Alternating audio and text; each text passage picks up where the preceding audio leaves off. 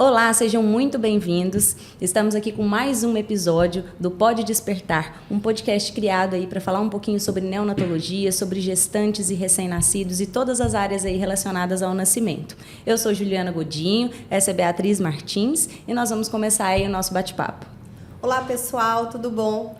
Hoje nós estamos aqui com um convidado muito especial. Nós vamos falar sobre parto normal e gostaria de te agradecer, né? E hoje eu tenho certeza que tudo que a gente falar aqui, que nós discutirmos, vai agregar muito no conhecimento de todos vocês. Quero agradecer ao convite, Ju e Bia, como eu conheço minhas companheiras de trabalho, e para mim é sempre uma alegria falar sobre parto, sobre nascimento, que é algo que move minha vida, né? A gente fala que quem trabalha com neonatologia e com obstetrícia não é trabalho, é estilo de vida. A gente vive e respira isso todos os dias. E estou bem animado para a nossa conversa de hoje.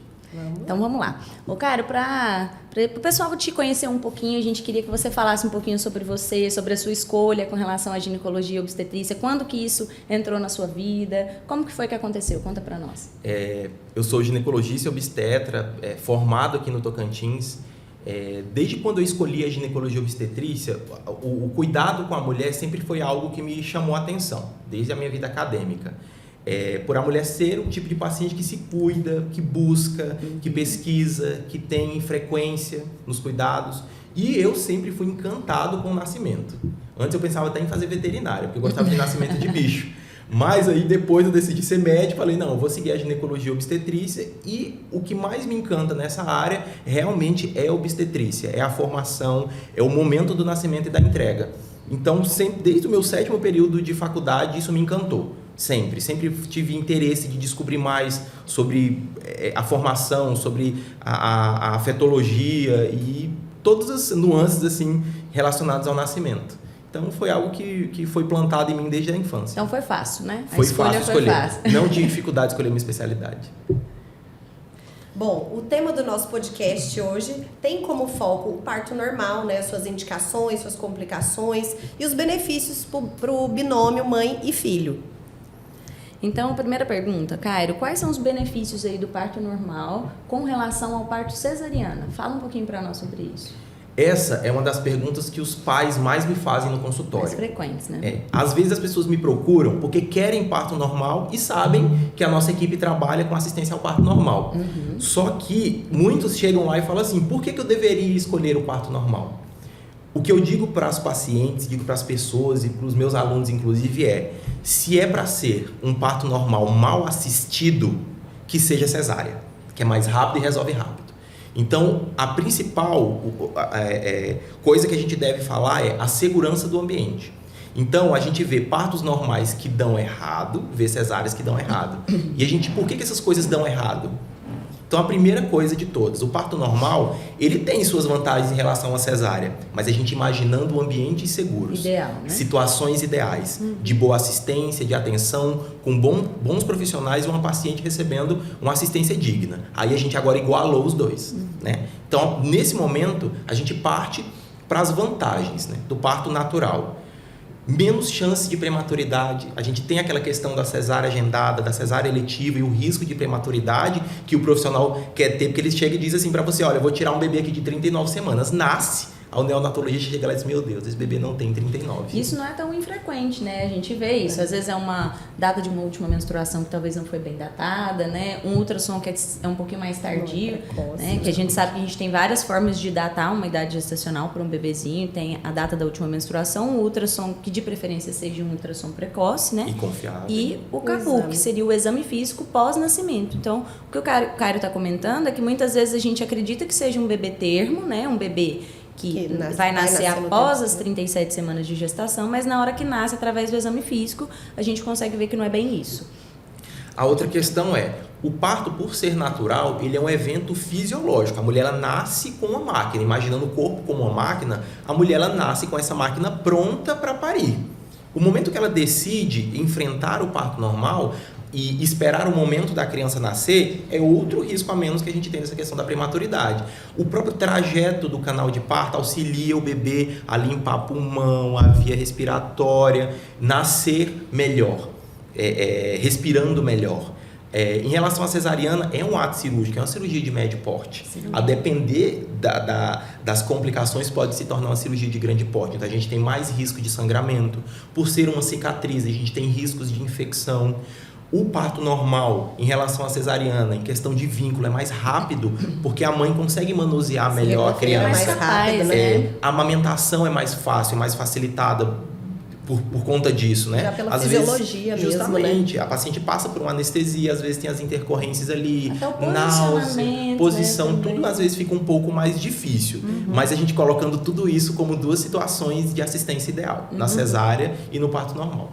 É interessante você falar sobre isso, porque a gente gosta muito de falar, acho que o pediatra, o obstetra também, claro, mas a gente gosta muito de falar sobre a via segura, né, o Cairo? A gente sabe que existe aí um conceito de parto normal, que a cada dia que passa vem sendo mais estimulado. A gente está numa época aí de um estímulo grande com relação ao parto normal, que é muito interessante. Eu acho que é interessante tanto para a equipe da pediatria, quanto para a obstetrícia, quanto para os pais e os bebês, né? Interessante para todo mundo.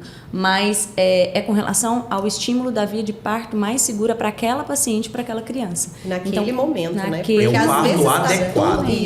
Tá tudo correndo bem para um parto normal e tem uma parada de progressão, né? Então aí um parto cesáreo bem indicado seria excelente, né? E a gente tem que levar em consideração que a gente não leva só a questão fisiológica. Existem mulheres que realmente não querem, não se sentem seguras. E imagina, submeter essas mulheres a um parto normal, para elas é um sofrimento. Não é? Porque ela não recebeu preparação. Mas isso é uma construção que nós profissionais temos que fazer. Tanto no SUS, a gente vê muito isso no SUS. Mulheres que não foram preparadas para um parto, ninguém conversou sobre isso, ninguém esclareceu, explicou para ela como ela deveria se preparar psicologicamente para esse momento. E ela chega no momento do parto no hospital público completamente perdida. Né? E então aquele momento para ela não vai ser legal. Até isso atrapalha um pouco a assistência. Sim, porque a mãe precisa colaborar, né? Precisa colaborar, tem a força, tem a questão física, né? Que depende a resistência, muito, né? O cansaço, a fadiga. Então, por isso que a gente vem esclarecendo para as pessoas cada dia mais falando disso, porque o parto, teoricamente, por ser uma coisa natural da mulher, antigamente a gente não tinha as duas opções, né? Se a mulher pudesse fazer uma livre escolha da via de parto. Então a mulher já engravidava sabendo que ia parir. Então ela ia ter que passar por aquilo. Quando surgiram as novas tecnologias, como a cesariana, que é uma tecnologia nova, o que a mulher pensou? Eu não preciso passar pela dor. Junta isso com a má assistência, porque a gente sabe que as mulheres completamente desrespeitadas, sozinhas. O parto, para minha mãe, por exemplo, para tias, para pessoas já de outras gerações, era um dia de sofrimento, sozinha, sendo xingada, desrespeitada, não tinha o mínimo de dignidade. Então esse parto é o que ficou na cabeça das pessoas. As filhas delas entendem o parto como isso, né? E aí a gente está falando agora do ambiente, não era um ambiente seguro. Então o parto normal realmente se tornou perigoso por muito tempo. O que a gente vem buscando agora? Uma assistência baseada em evidências, seguindo o protocolo da Organização Mundial de Saúde, seguindo protocolos do Ministério da Saúde, que é o que a gente aplica no nosso país. E quando a gente fala de protocolo, ele é possível e ideal tanto para a neonatologia quanto para a obstetrícia. Tudo que foge disso torna um ambiente perigoso.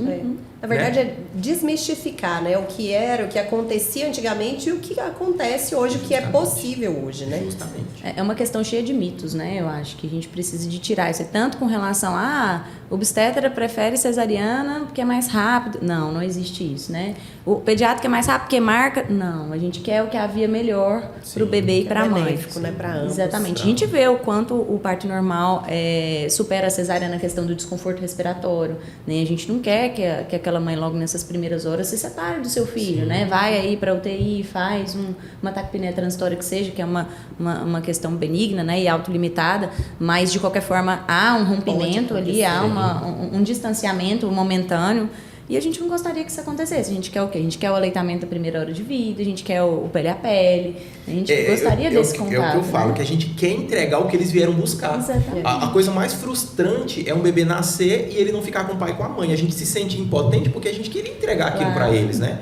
Então, quando se fala de via segura, tem que levar em consideração tudo isso. Que o ambiente tem que estar seguro, que a família tem que estar à vontade, a família tem que estar preparada para aquele momento. Porque independente de qualquer coisa, pode se tornar um momento de sofrimento para ambos. Né? E é uma expectativa para os pais, mas é uma expectativa para nós também, como profissionais, né? Justamente. A gente também sonha e idealiza que tudo saia da melhor forma Quer possível, que saia, né? Quer que saia. A gente torce por isso sempre. Pegando um ganchinho aí no que você está falando, a gente sabe que hoje existem muitos grupos aí de apoio ao parto normal com relação ao preparo, né? Igual você comentou que antigamente as mães não tinham muita opção, né? Hoje essas mães se preparam para o parto normal. Elas têm a questão da fisioterapia, tem a questão do apoio emocional. Muitas vezes o parceiro também é levado lá nesses grupos. Essencial. E acaba sendo, né, esclarece para ele como que vai ser, né, porque querendo ou não, muitos deles nem conhecem como que é a condução, né, o que vai acontecer ali naquele período, né. Sim. Tem muita gente que, igual você falou, não é preparada emocionalmente para estar lá. Mas enfim, a minha pergunta é o seguinte: aconteceu, infelizmente felizmente a mãe foi preparada toda a gestação para um parto normal, mas ele não aconteceu, né? Durante a gestação ou ali durante a condução da parte da sala da condução do parto, foi indicado uma cesariana.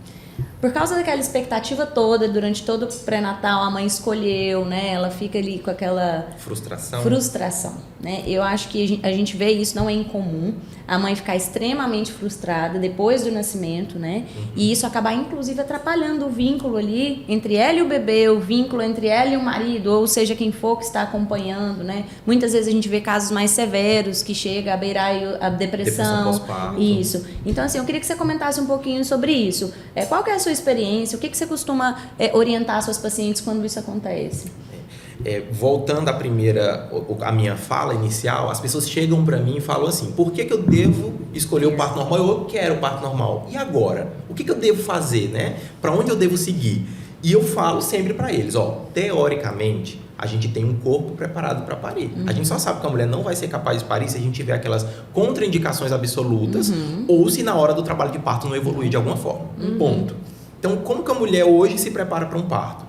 Primeiro, ela busca uma equipe que apoia, que consegue prestar essa assistência. E a Juliana até falou uma coisa interessante sobre dizer assim: tal médico é cesarista, tal médico assiste parto normal.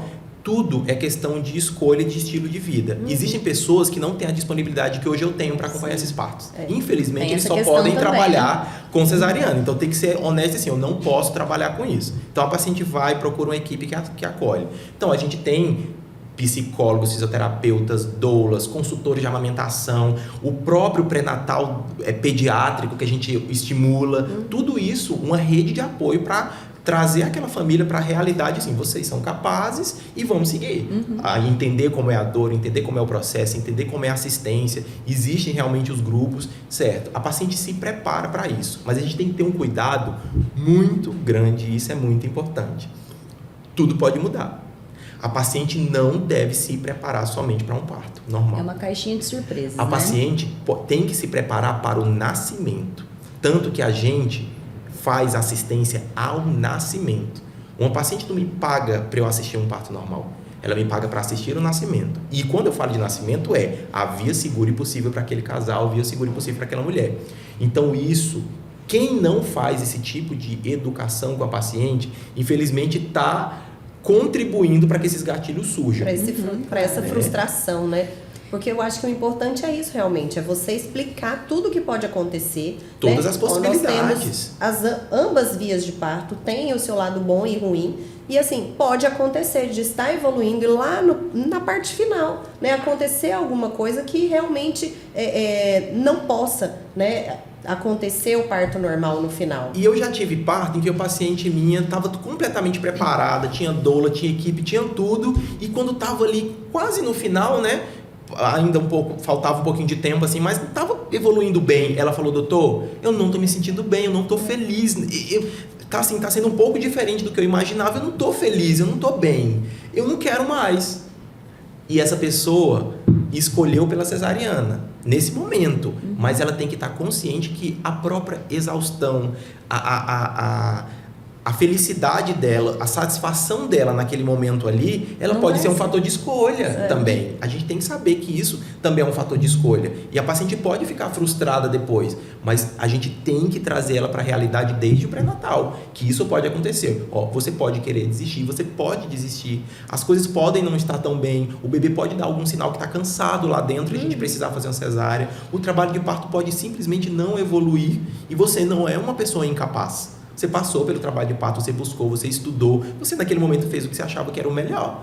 E não é porque uma via de parto vai definir seu vínculo com seu filho, não. Eu acho que essa é a palavra. Muitas delas se acham incapazes mesmo, né? O sentimento é de incapacidade. É. A gente tem que martelar isso no pré-natal. Então, mais uma vez, focando aí na importância da informação, né? Sim. Da confiança que você tem ali com o seu obstetra, de fazer todas as perguntas, né? De esclarecer bem como que vai ser esse parto e confiar.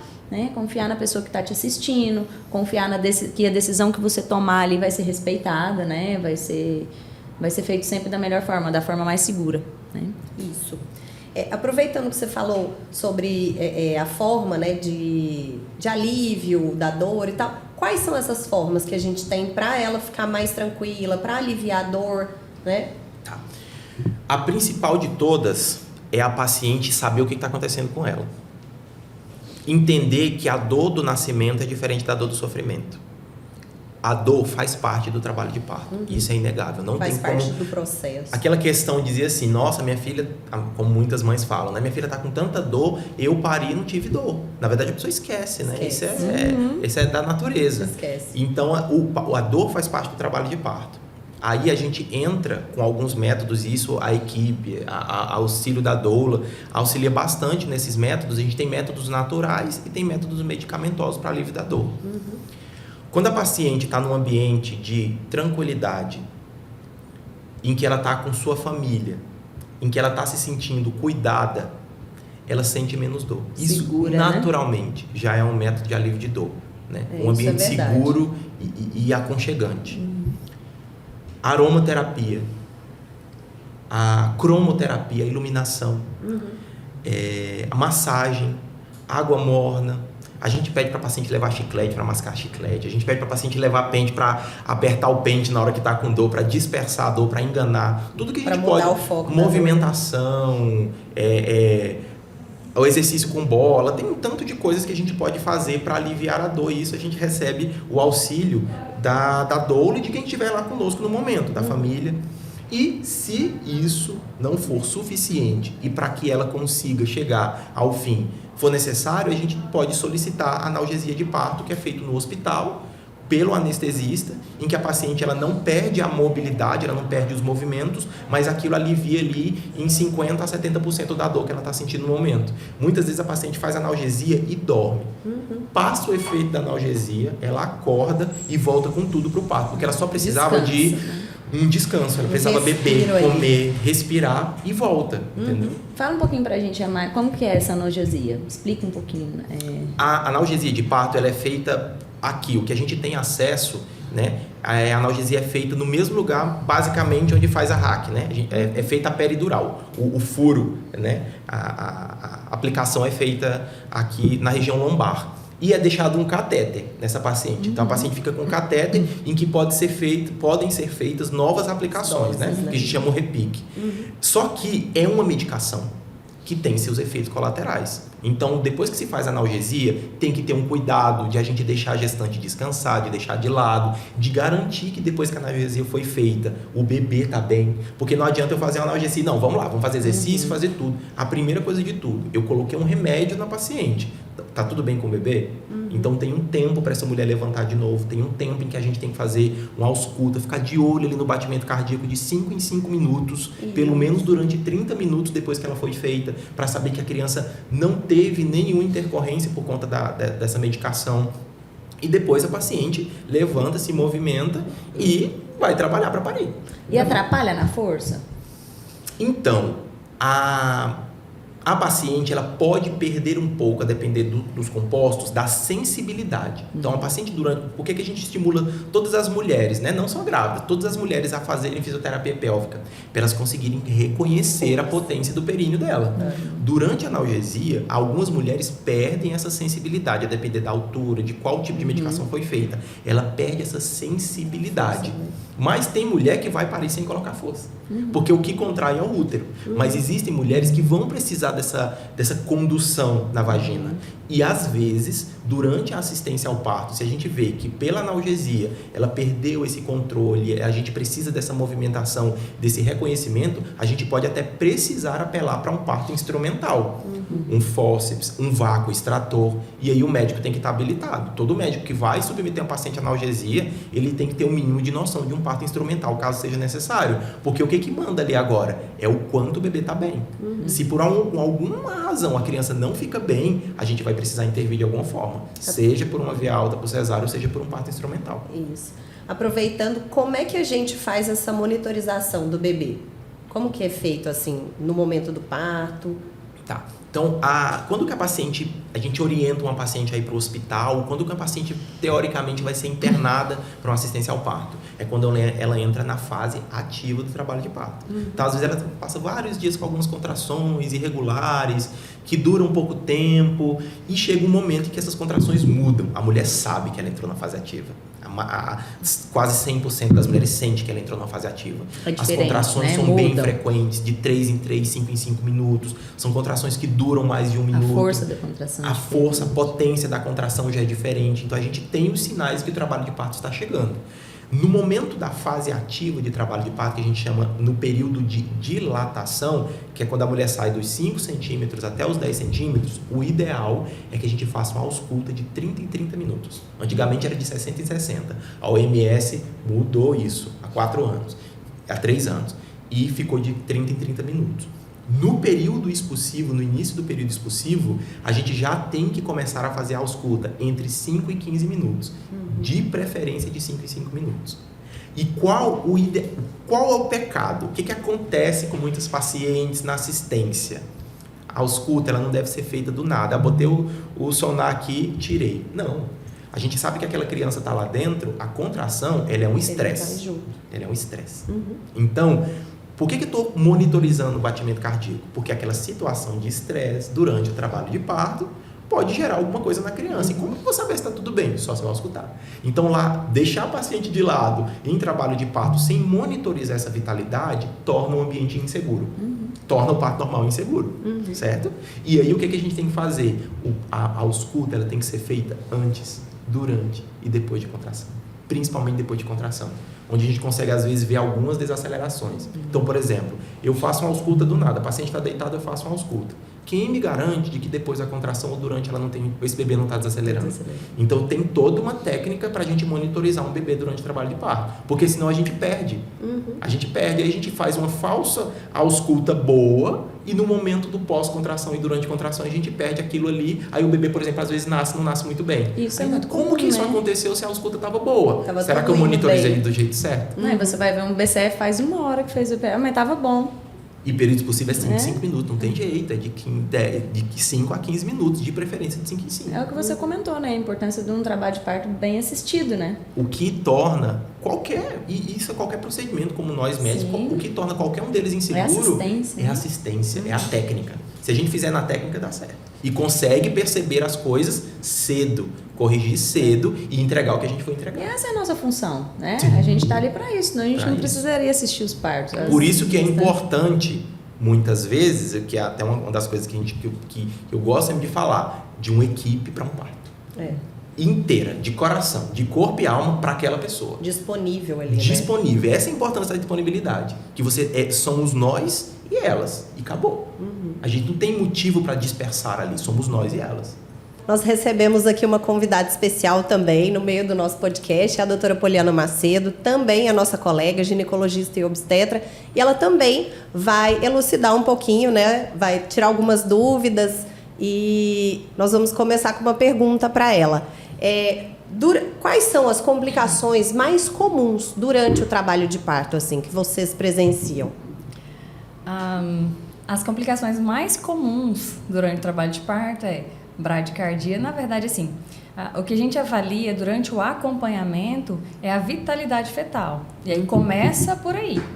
Então, o Dr. Caio estava falando, eu estava dali escutando, viu? O Dr. Caio estava falando que durante a assistência ao trabalho de parto, a gente fica avaliando o coraçãozinho do bebê e a partir dali a gente supõe que alguma coisa está muito bem ou alguma coisa não está nada bem.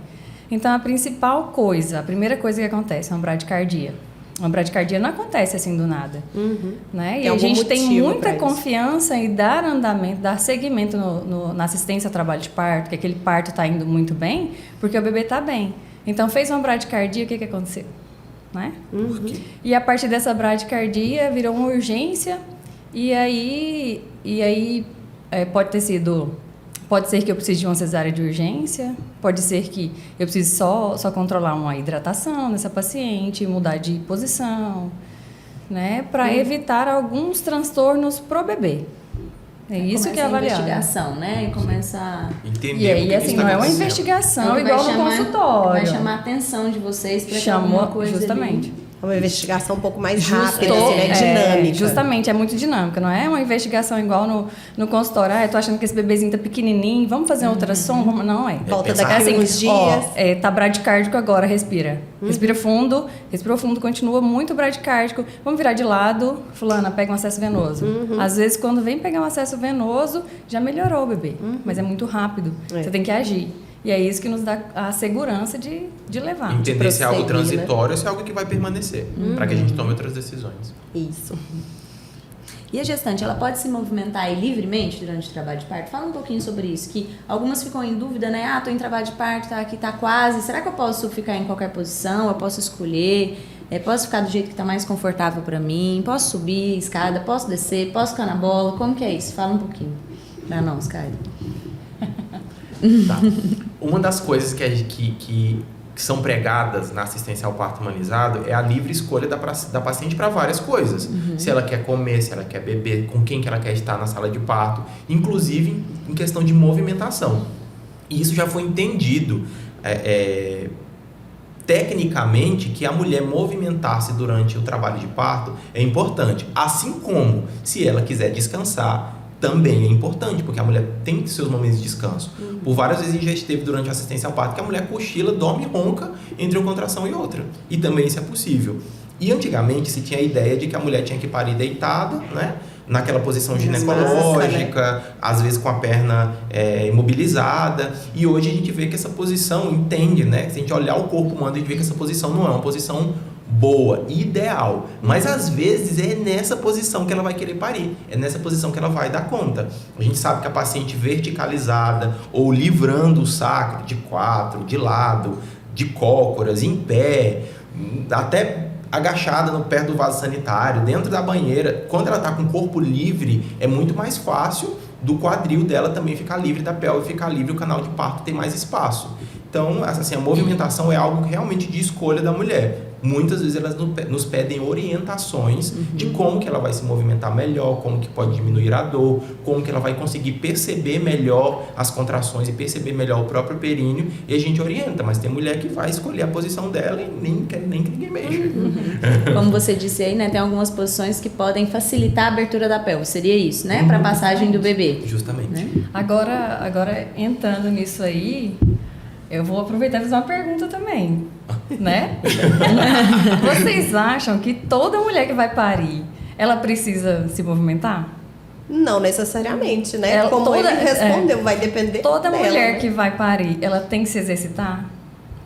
O ideal é que ela faça exercício para o períneo, né? O ideal é que ela faça o exercício. Toda mulher tem que fazer cross-parto? Não mesmo. Gente, se o parto estiver evoluindo bem, você não tem que fazer nada. Se estiver evoluindo bem e ela estiver deitada, sem médico, né? Pronto.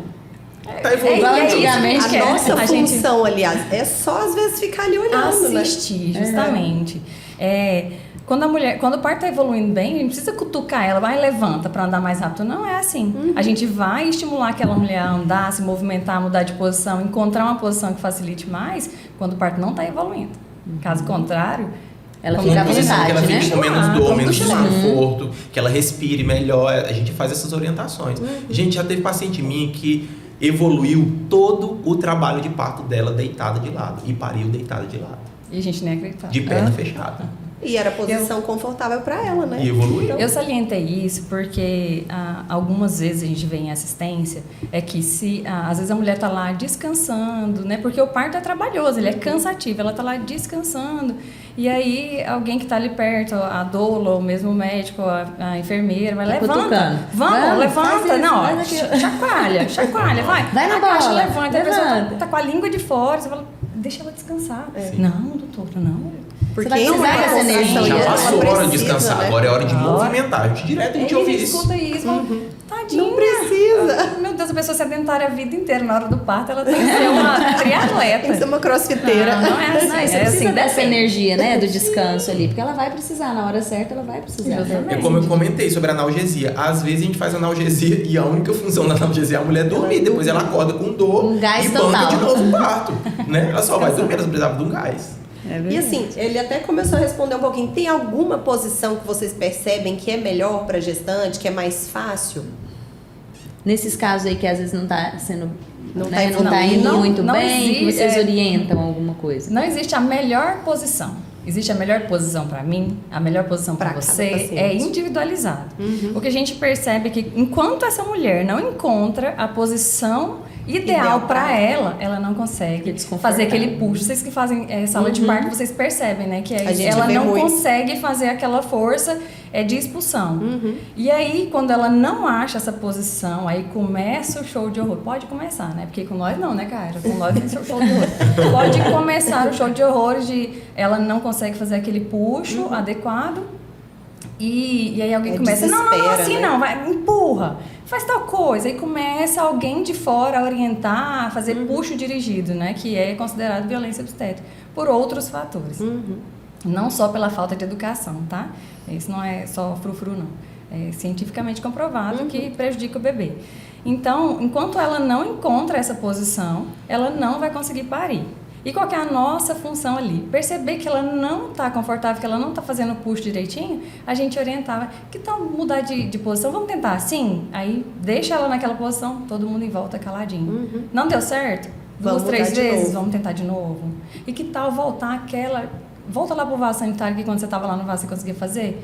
Né? A gente vai adaptando e É, até é ela dinâmico, encontrar. né? É dinâmico, O parto é muito dinâmico. dinâmico. Então, assim, a paciente vai sentindo e quem tá ali assistindo também, né? No caso de vocês, que são os obstetras, vão direcionando como que ela tá, né? Se ela precisa ou não da condução.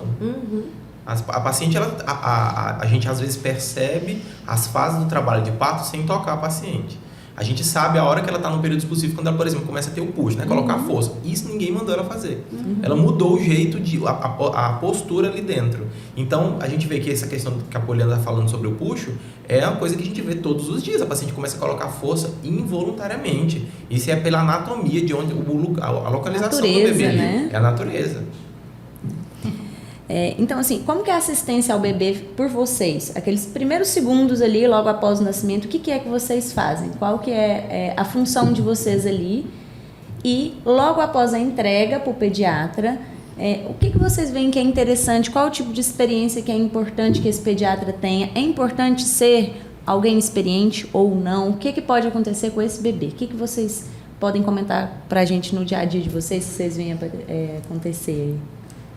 O que a gente avalia no primeiro, segundo, às vezes antes mesmo do bebê nascer, diga-se, saiu o pezinho, né? Saiu tudo, né? às vezes sai a cabeça ainda não nasceu, né? Isso O mesmo. horário é quando sai tudo, não é É. isso? Então a primeira coisa que a gente avalia é o tônus.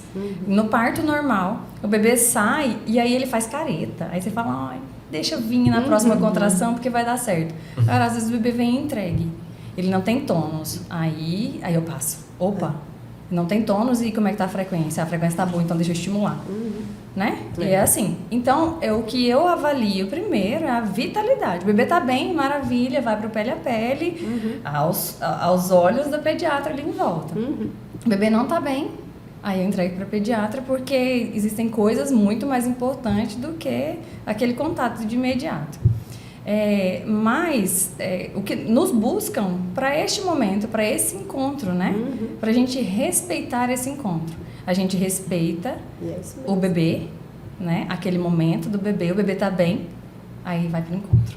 Então, a primeira coisa, bebê bem, né? O que mais importante é isso. Isso mesmo. A gente falou um pouquinho sobre isso, sobre a questão da segurança, né? Olha, eu não sei se você já estava escutando a gente ali nos bastidores, mas... Nada a qualquer custo. Isso, com segurança. Com certeza. Era sobre isso que a gente falava mesmo, né? A idealização dessa questão do pele a pele, né? Do aleitamento na primeira hora é algo que ninguém mais do que nós, pediatras, acho que prezamos tanto por isso, né? Talvez vocês tenham essa parceria conosco, mas... É importante, a gente sabe, né, cientificamente, as comprovações científicas que tem, né, dos benefícios, mas o que a gente quer é que essa mãe e essa criança vão embora para casa com saúde, para que elas possam ter uma vida de qualidade, né, juntos aí durante muitos e muitos anos. Então, é importante a gente frisar mais uma vez, né? Não é a qualquer custo, igual a Polly falou. Deve haver a segurança. O bebê não está bem, então deve ser feito ali o clampeamento imediato do cordão, entregue ao pediatra para que ele possa aí fazer os primeiros cuidados da melhor forma possível. E voltar para pele a pele depois. Se Deus quiser, é nossa intenção sempre, né? Quando evolui tudo bem, a gente sempre retorna para o pele a pele, que é super importante, né? Sim. Aumenta o vínculo, estimula a amamentação. Precoce. Né? Quando a gente coloca isso em estatística, né? Eu cheguei tão atrasada que provavelmente vocês já devem ter falado disso. Mas colocando isso em estatística, são poucos que vão precisar da assistência.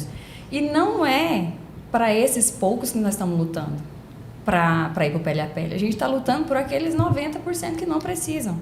É para esses que nós estamos ali. Os 10% é com vocês. É verdade. E como é que é a disponibilidade de vocês, assim, para um parto normal? Uma família que quer, né, contratar o serviço de vocês, como é que funciona essa disponibilidade do obstetra ali? Então, isso é tema... Teve post sobre isso, hein? A gente estava lá, velho. Recentemente a gente falou um pouco sobre isso, porque isso faz parte até daquela explicação que eu falei sobre dizer assim, tal médico só faz cesárea, tal médico só faz cesárea, não quer parto normal. O que eu falo? Que a pessoa tem que ser honesta.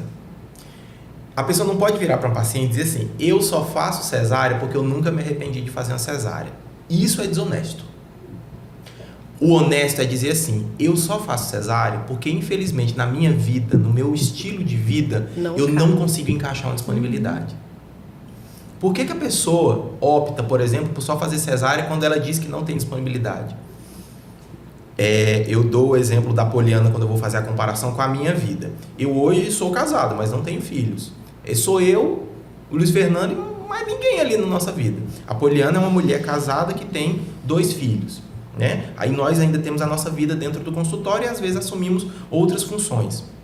Quando a gente fica disponível para um paciente para o parto, existe um tempo em que a gente tem que estar 100% disponível ali.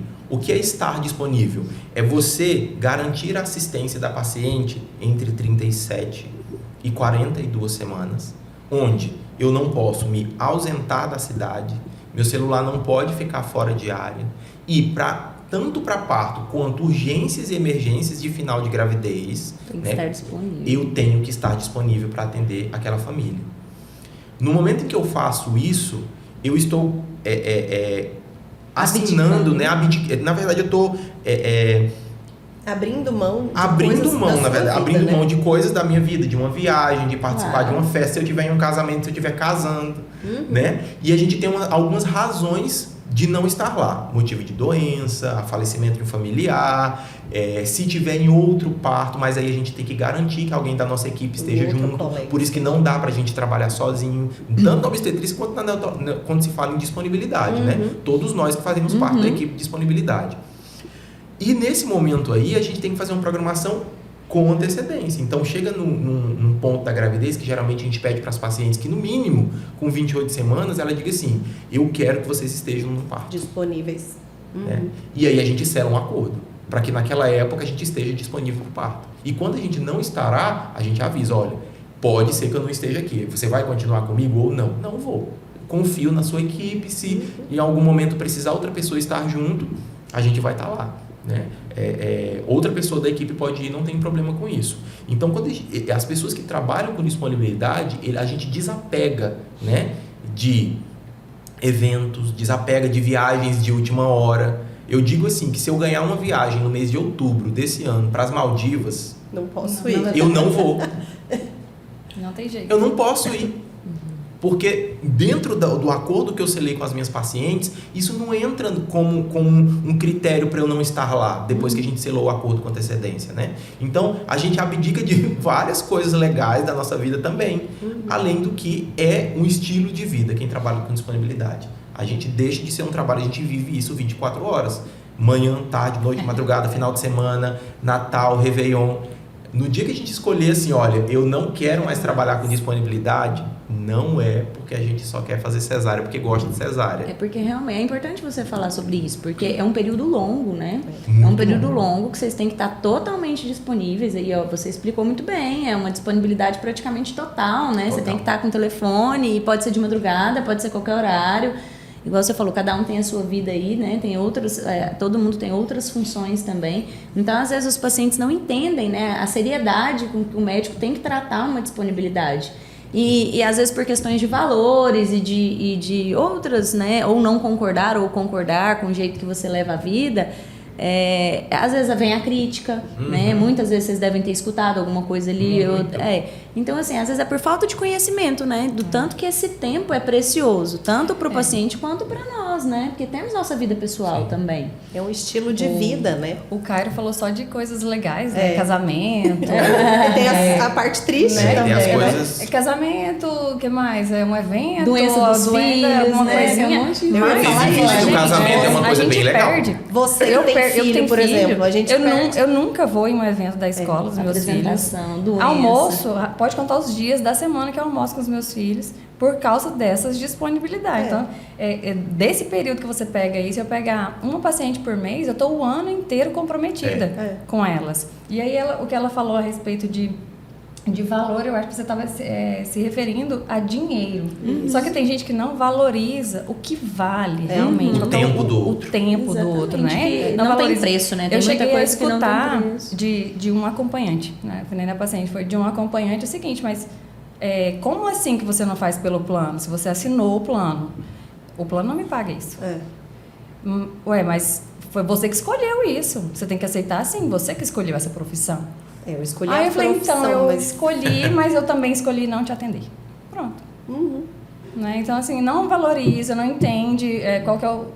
Gente, na hora que você para pensar, meu filho está com 15 anos e eu perdi momentos incríveis da vida dele por essa entrega. Né? Não posso jogar pro alto assim do nada. Outra coisa que é importante nisso aí, quem sabe o valor das nossas coisas, do nosso tempo, só somos nós. Ninguém pode dar o nosso preço. Com certeza. É o que Não eu é falei. justo. Tem coisas que não há preço, né? Não Ninguém, tem como. porque a gente sabe que isso tem preço, entendeu? A gente sabe o preço que isso custa. Nós devemos nos valorizar, né? Porque se você não se valoriza, quem vai valorizar? E a gente perde muito, né? Momentos importantes da vida dos nossos filhos. E isso, assim, tem um custo, né? Tem um preço também a se pagar. Não é financeiro, mas é um preço, né? Eles cobram da gente essa presença, né? Não estar nesses momentos. É mais caro que dinheiro. Muito às vezes. mais caro que Não dinheiro. há preço, tem coisas que não há preço. E, assim, infelizmente, né? O paciente tem que ter... valoroso demais, Exatamente. né? Isso que a gente Valoroso perde. demais. E ainda tem a questão que eu falei naquela hora. Infelizmente, hoje uma paciente que ela vai para um hospital público, não por conta dos colegas, não é isso. O sistema é muito difícil para um paciente ter a assistência que ela deveria ter, de 1 para 1. Como que aquela pessoa vai garantir que o batimento cardíaco está sendo escutado, né? Antes, durante e depois de contração, que é o ideal para eu livrar, para eu tornar o ambiente seguro. Nem sempre o ambiente vai estar seguro por conta da indisponibilidade da equipe diante de um volume. A paciente que ela tem acesso à disponibilidade, ela vai ter a gente lá de corpo e alma com ela para ela. Então tem grandes vantagens. Isso é importante também. Né? E é uma escolha, né? Sim. Vocês disponibilizam um serviço. É uma escolha. Não é justo que a pessoa que não queira te responsabilize por isso. Justamente. Né? Se você não quer, ok, você vai poder fazer o serviço ou de uma outra forma, ou escolher Da outro forma que profissional, achar né? melhor. Igual a Pauli falou, lembrando que os profissionais de saúde também têm o direito, às vezes, teve a quebra ali, né, do vínculo, do De respeito, abdicar também. a gente também tem o direito de abdicar. Então, assim, eu acho que são informações importantes. Deve haver um respeito mútuo aí, paciente, acompanhante, médico, para que as coisas corram da melhor forma possível. Sim. Né? E outra coisa, a gente que trabalha com disponibilidade tem uma questão. As pessoas olham disponibilidade e pensam assim, só para o parto normal. Não. Se uma paciente minha decide que quer cesárea e de madrugada ela rompe uma bolsa e entra em trabalho de parto, eu não tenho que estar lá o mês todo também? Tem. Eu não tenho que estar esperando? Tem. Então a disponibilidade ela é justa para assistência ao nascimento, não só para o parto normal. É para assistência ao nascimento, porque a disponibilidade não é só o dia da entrega. É todo esse tempo que a gente fica à disposição e abdicando de outras coisas por isso, até mesmo de outras pacientes. E não tem um dia, um horário previsto certinho, né? É mais ou menos aquela data provável do parto, mas ele pode acontecer antes, ele pode acontecer depois. É assistência às intercorrências. Se a Isso pressão que eu ia dela falar. começa a subir com 33 semanas, a gente nem dorme. Quando a gente vai lá fazer um ultrassom e vê 2 crianças, eu já fico, tomara que essa paciente não seja minha. Porque eu sei que aquele parto, aquela gestação ela vai me demandar muito mais. Eu não estarei Atenção, disponível para ela só preocupação. no período que ela tiver já a termo. Não tem é, vários durante toda a probleminhas que podem gestação ela acontecer. vai ter intercorrências, isso já é previsto. E durante as intercorrências eu estarei lá, igual besta. O paciente não, Não acha, é, não, mas a gente não, leva elas a para gente acha que a casa. gente- Pega na mão igual a Justamente. amiguinho e fala, vamos até o final juntinhos. Não, Fora que é um parto assim, que tem rezando junto com elas, pedindo a Deus para dar tudo certo, e feliz com ela, triste com ela, é o tempo todo. Discute com um colega, preocupa, fala em casa para alguém que nem tem, porque a obstetrícia me desabafa e te preocupa. Quando, É quando o verdade. neném nasce, é o nosso parto também. Nasceu, tá bem, ótimo. Fala, maravilha, um alívio. E fora que um parto que tem tudo para dar certo também, tem que ter vocês lá para quando a intercorrência acontecer, se for acontecer, Se vocês acontecer. derem conta de resolver, né? Justamente. De conduzir aí. Vocês estão lá preparados os dois para um parto normal e tal, mas pode ser que vocês precisam de um procedimento cirúrgico, Sim. né? Então, é tudo que é um procedimento mais complexo, você vai precisar de anestesia, seu paciente vai estar... Né? Às vezes até uma anestesia geral, que você não sabe como que esse Sim. bebezinho vai ficar, né? A gente não sabe, igual o parto é uma caixinha de surpresa. Então a disponibilidade gira em torno disso também, né? De tudo que pode acontecer. Com certeza. Pessoal, então nós estamos chegando ao final do nosso bate-papo, tá? Foi um enorme prazer receber vocês aqui conosco, Cairo e Poliana. E eu vou pedir para vocês fazerem as considerações finais de vocês. Agradecer mais uma vez pelo convite, dizer que a nossa clínica, ela, graças a Deus, hoje a gente tem uma equipe maravilhosa que apoia o nascimento, assim, busca ao máximo apoiar o nascimento do jeito que a família almeja que seja. A gente tem brigado por isso e lutado por isso, pelo um atendimento digno, humanizado mesmo, essa palavra que todo mundo fala, que conhece como humanizado, e tenho uma alegria imensa de trabalhar com a minha querida amiga e companheira de trabalho, Poliana, onde a gente aprende bastante um com o outro, trabalhamos basicamente da mesma forma e a gente aprende muito um com o outro, com o jeito um do outro. Às vezes um precisa ser mais duro, você tem que ser mais duro nisso. Às vezes, não, abranda mais nisso, a gente vai se modulando. E também pela nossa gratidão e também necessidade de andar junto com a neonatologia. É muito importante, a gente depende bastante da neonatologia para entregar o que a família veio buscar. Tá? Então é uma satisfação trabalhar com pessoas que seguem as evidências científicas, que buscam acolher a família, que se importam em você tem um plano de parto, o que você esperava desse dia, né? E entregar o que a família veio esperando, claro, tudo dentro dos limites de segurança.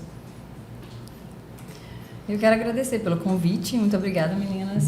E quero agradecer mais ainda por vocês abrirem essa oportunidade de levar conhecimento para as famílias, de falar da importância dessa assistência, né, ao trabalho de parto, à cesariana e principalmente ao respeito. A gente não trabalha sozinho, obstetra precisa de obstetra e principalmente obstetra precisa do pediatra.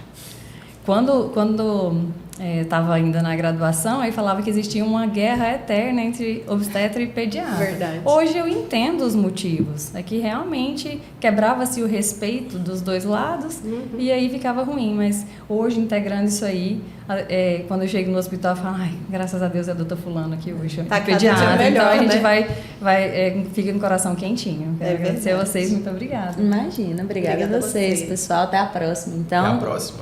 A gente gostaria de agradecer, né, o Dr. Cairo, a doutora Poliana e agradecer vocês que estão nos assistindo. Nos acompanhem no nosso canal no YouTube, né, o Despertar. E sigam a gente nas redes sociais. E curtam, compartilhem. O conhecimento desperta. Tchau, tchau, pessoal. Até a próxima.